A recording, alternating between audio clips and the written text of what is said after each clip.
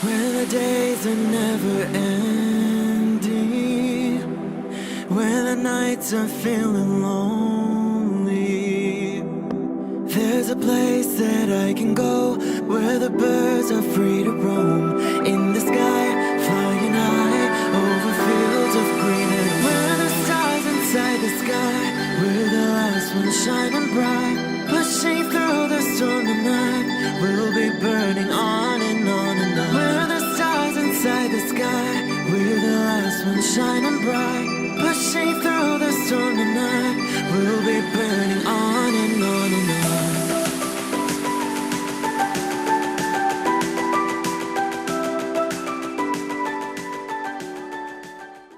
Hello Taurus, this is Inspire 2016 with your weekly tarot reading for the week commencing the 22nd of January until the 28th of January 2018. The first card for you is representing, how do you feel about yourself? Your card is the Ten of Swords. You may feel powerless as something comes to a crashing and sudden end, and you feel as if you are being attacked or backstabbed by someone else. You may even use this challenging time to portray yourself as a martyr, to show that you have put your interests last but have suffered as a result. There is a difficult experience of endings, loss, pain or release. However, the saving grace is that you have a new awareness and a positive sense of relief that the difficulty and pain will soon be over and will evolve into something new. As with all endings, there will be a new beginning, a rebirth, and a rejuvenation of the spirit. So, while this card may seem negative at first glance, it is a card of help and an indication that your troubles will not be permanent. Furthermore, this is the final moment, and no more pain will come to you from that source. It is darkest before the dawn, and as gloomy as it looks, the sun will rise again. It can only get better from here. The Ten of Swords is about letting go and accepting your current circumstances. You no longer resist change but allow it to happen, even if it causes some initial pain and hurt to you. You accept that there must be change in order to facilitate renewal, and you allow it to occur rather than fighting it. After a painful situation, it is a signal to pick yourself up off the ground and to reflect upon what happened to you and why, and what you can learn from the experience. The Ten of Swords is a sign that the pain and hurt you have endured has not gone without purpose. The positive power within you can be used to learn from your pain and draw wisdom from defeat. The second card for you is representing, what do you want most right now? Your card is the Five of Wands. What do you want most right now is the end of conflict, tension and competition of some sort. It is impacting your ability to move forward with your goals. Rather than being able to work together with others, you are coming up against it and are constantly being challenged on your point of view. The trouble is that everyone is trying to express their point of view and opinions, but no one is listening, and so there is little progress. There is only conflict, and there is little or no value in the discussions that are occurring. Similarly, this card is representative of a group of people who are committed to an end but they cannot fully agree on how to implement this goal, as each has their individual agenda as to how to bring this to fruition. Aim to turn this into constructive conflict by allowing each person to openly share their thoughts but then listen to other people's thoughts. Once everyone has been heard and all opinions have been considered, determine the best path forward. The Five of Wands encourages an enthusiastic approach to change. Change is coming, whether you like it or not. However, your challenge will be in ensuring that everyone is on the same page and is focused on dealing with this change constructively and positively. Currently, there is scattered energy resulting from misdirected enthusiasm. Everyone has many ideas but no one is there to bring them into one consistent path forward. Your role may be in identifying a clear strategy and purpose that can be implemented by all involved. The third card for you is representing your fears. Your card is the Three of Pentacles. You are afraid that there is a lack of teamwork, whereby people are acting in competition with each other and trying to appear the most knowledgeable. You may be trying to work collaboratively with others, but there is an increasing level of tension as each individual tries to exert power or control over the group, thus negatively impacting the harmony of the people involved. If you rely on the cooperation of others, now may be a good time to break free of your current group or network and join forces with another group. The lack of harmony and teamwork is having a negative impact on your performance, and there may be a lack of a common goal. It may be best to just move on at this stage. The Three of Pentacles signifies that you are seeking more respect in the workplace. You have had to be polite and listen to the opinions and feedback of your superiors, but now you seem to be growing restless with always taking the advice, rather than giving it. You want to work in an environment where you have the chance to voice your own opinion and be heard, where you are seen as the expert or the leader. You may also be seeking new colleagues who bring with them new knowledge, so as to create a more synergistic team environment. You might be working in a fairly mundane job, in which your contributions and experience are not really appreciated or valued. There is not much opportunity for growth and advancement, and you feel as if your skills and capabilities are not being effectively utilized. It may be a good time to make a career move and find somewhere where your skills are more valued. All in all, if you do not have a clear view of how you will accomplish your goals, then it will be beneficial to stop working momentarily and plan out your next steps at a detailed level. The fourth card for you is representing what is going for you. Your card is the Two of Pentacles. You may need to find balance between opposing desires and interests in your current relationship. Life will always be uncertain, yet if you can produce balance and harmony among all the demands upon you, you will ultimately live happily and in prosperity. Thus, the Two of Pentacles serves as a reminder to remain alert, agile and patient as you attempt to juggle your family, your friends, work, finances, health and new challenges. You need to be very clear on your priorities and where you want to invest your time and energy. There is a tendency to be distracted by day-to-day affairs and general busyness, so prioritizing your activities and carefully managing your time is essential.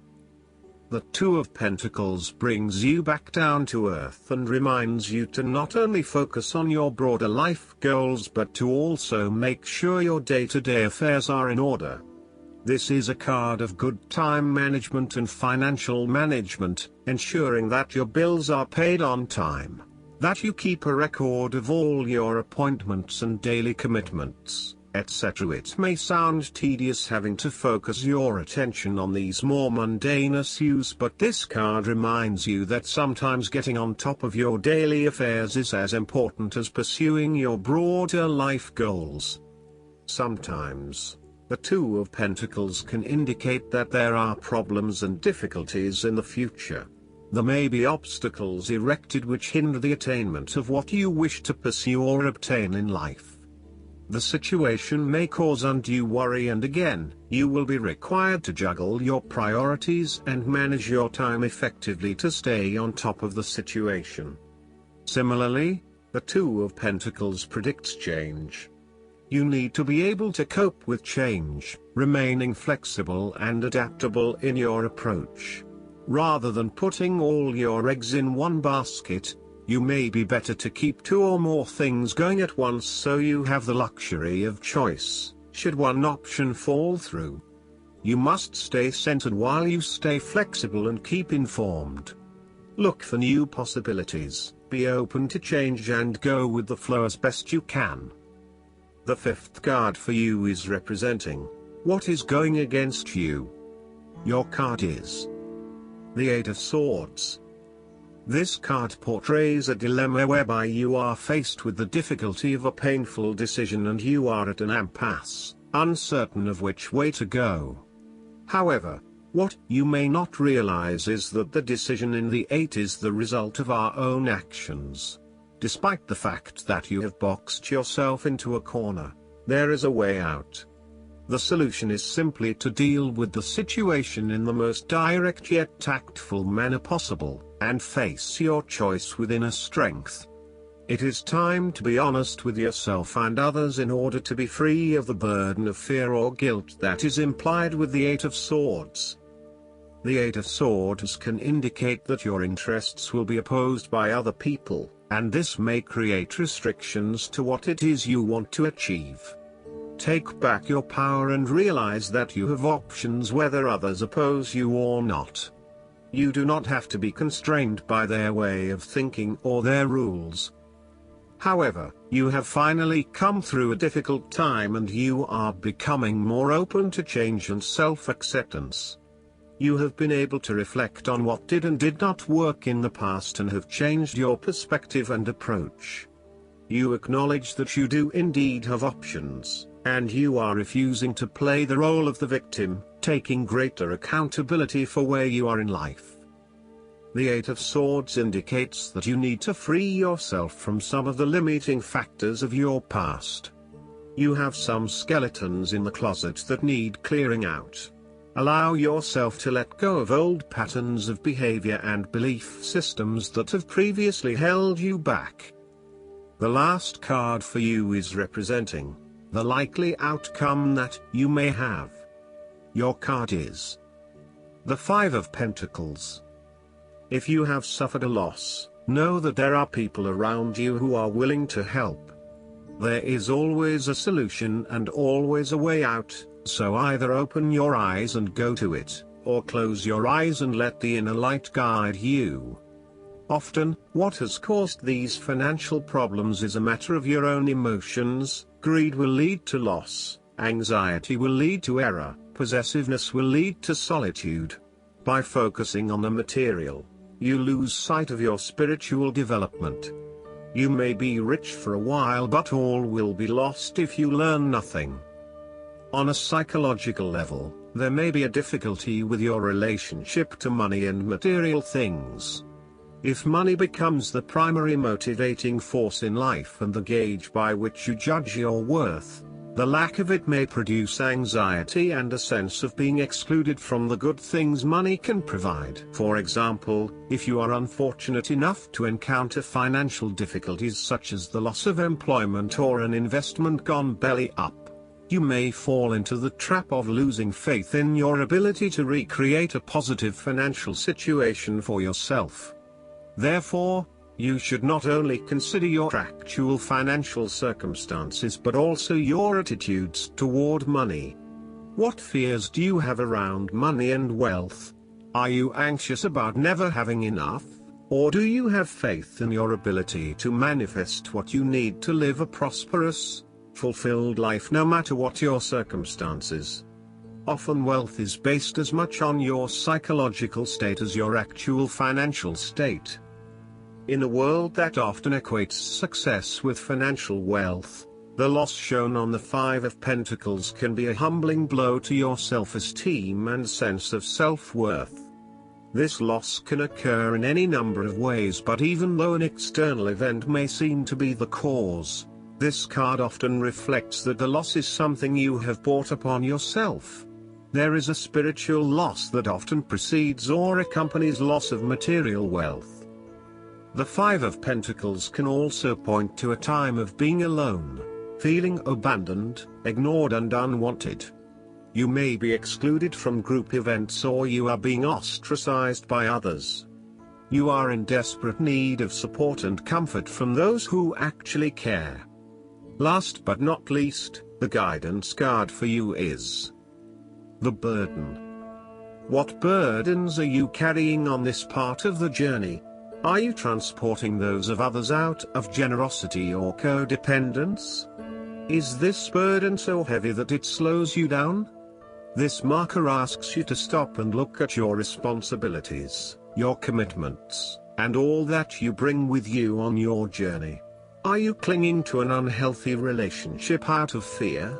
Are you taking on the burden of others to prevent them from getting hurt? Do you know that this enables others to avoid learning their life lessons and doesn't really help at all?